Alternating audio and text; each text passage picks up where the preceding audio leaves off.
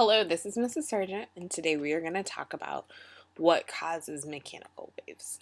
We'll also discuss three types of mechanical waves and look at some examples of them.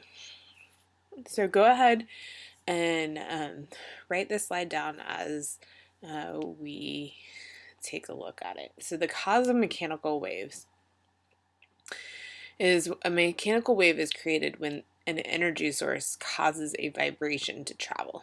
So if you look at this image and you think about this as a bucket of water that's sitting on the ground. So the water is at rest, it's not moving, and then you start dropping water into it. As that water hits the surface, it is going to cause this vibration to ripple out from that point that the water dripped into the bucket. And so you're going to have this vibration travel throughout the medium. Please write this down. Three main types of mechanical waves. There are transverse waves, longitudinal waves, and surface waves.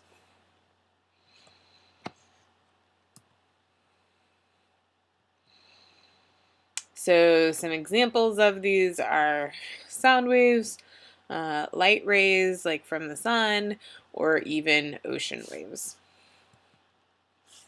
So the first type of wave is called a transverse wave, and this causes the medium to do the vibration in a direction perpendicular to the direction in which the wave travels.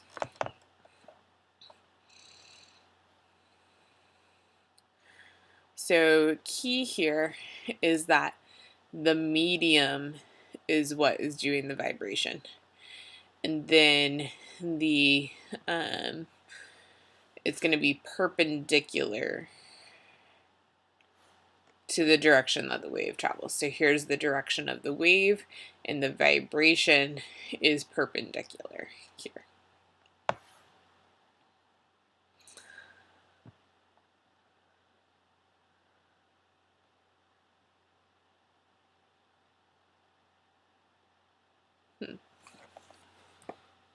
Okay, so example of transverse waves, you can see just how the medium is vibrating, and so these little dots are vibrating up and down, even though that the surface, or that the wave, the direction of the wave is traveling to the right.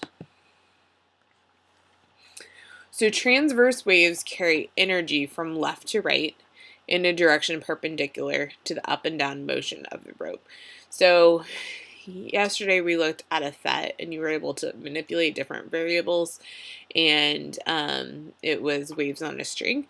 So you should have been able to replicate this, where as you moved one end of the string up and down, there was these points along the string that were vibrating up and down. So now we're going to look at the anatomy of a wave, and I do want you to take a moment and draw this wave. Make sure that you draw it big enough so that you can label these different points on it.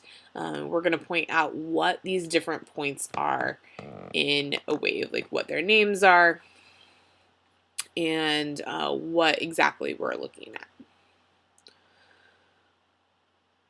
So go ahead, pause the video, get this drawn so that we can come back and refer to it. Welcome back.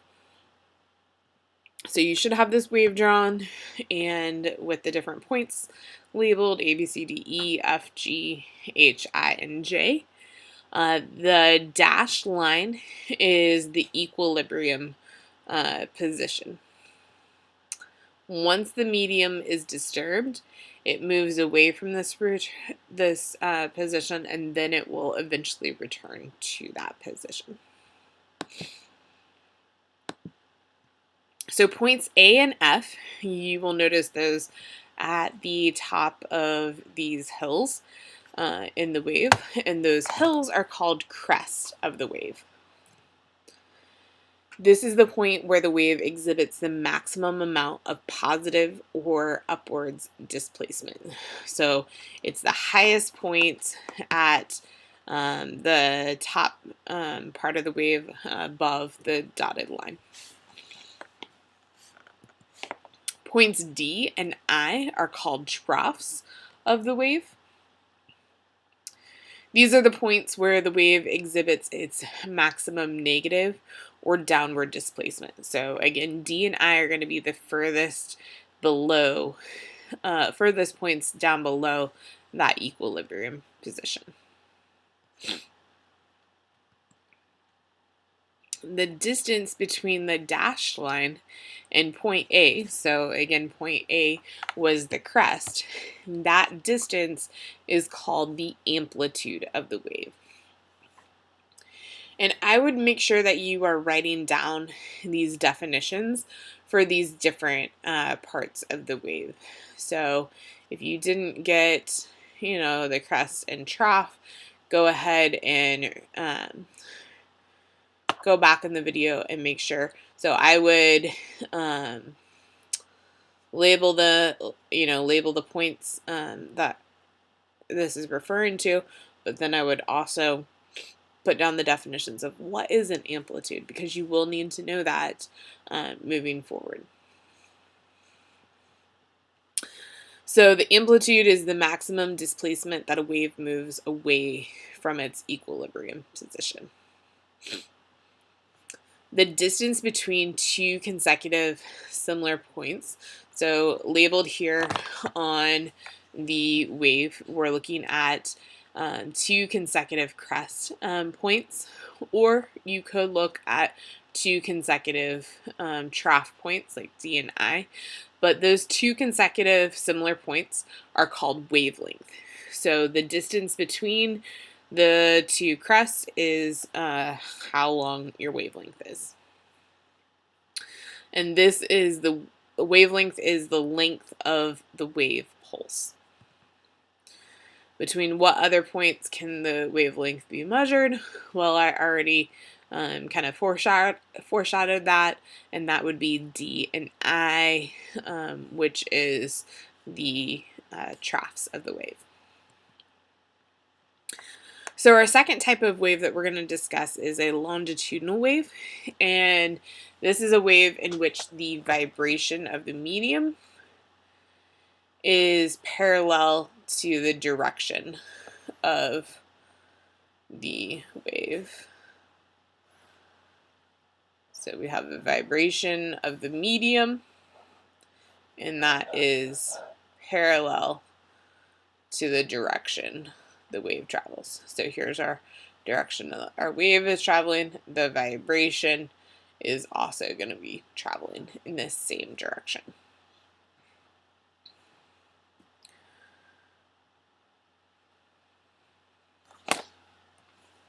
So an example of a longitudinal wave is a slinky. And so with a slinky, you can stretch it out and kind of see a little bit more of the wave motion going on. But the direction of the wave is traveling this way, and the medium is the vibration is also traveling that way. Same here and same here, and then this one is getting ready to send it back the other direction. So when you have a push at one end, you're going to see a longitudinal wave experience an energy transfer. And so that push at one end is going to look different for a longitudinal wave than for a transverse wave. With a longitudinal wave, we're going to scrunch up the wavelengths here at the beginning, and then it has some others that are further apart. This is going to transfer in there, and it's going to kind of be a domino effect.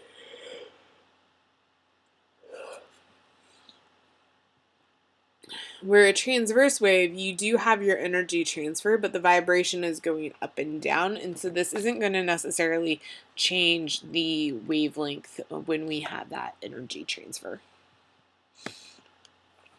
And then the third type of wave is a surface wave. It is a wave that travels along the surface of two media. So an example of this is ocean waves.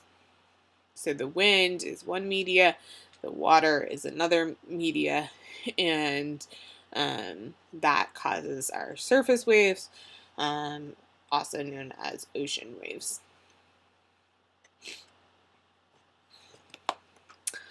Okay, so that is it for our notes on this section. Make sure that you have put your date and title in your notebook and that you have gone back and updated your table of contents. Please let me know if you have any questions. Thanks and have a great day.